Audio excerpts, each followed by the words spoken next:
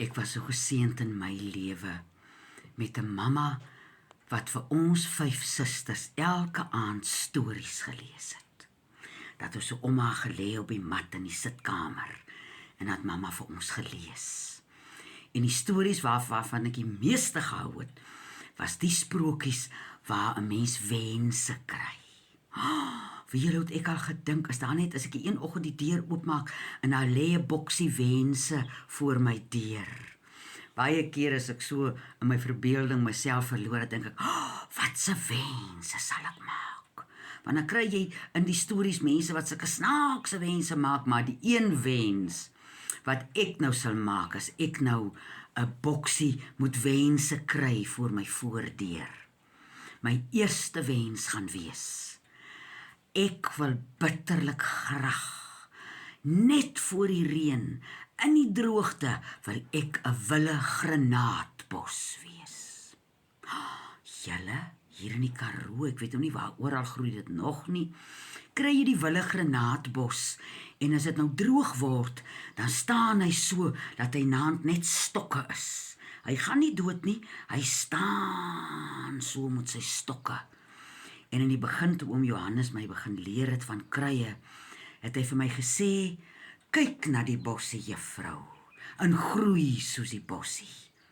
Nou in die tyd, wanneer die bossies gedei, dan is dit nou maklik, maar as die bossie so verdroog, dan kry mense hart so seer. Nou sê ek eendag vir die oom, nou hoe moet ek nou, soos die bossie groei as hy so lyk?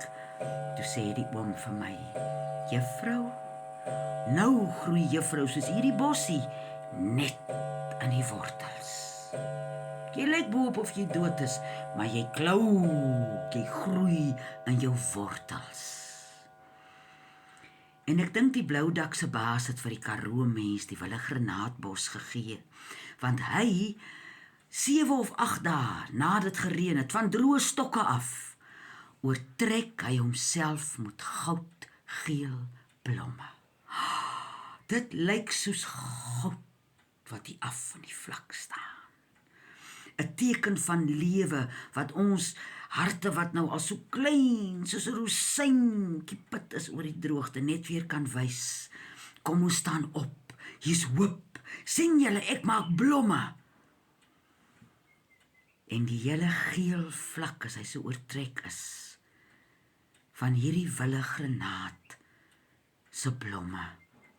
Dat my so dink, in tye waar ek swaar gekry het, vir alles 'n mens nou al 'n ruk lank swaar kry.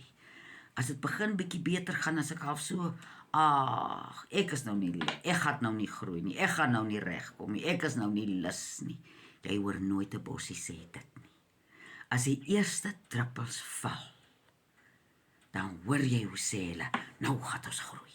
Nou gaan ek blomme maak, voor ek 'n blaar maak, gaan ek blomme maak.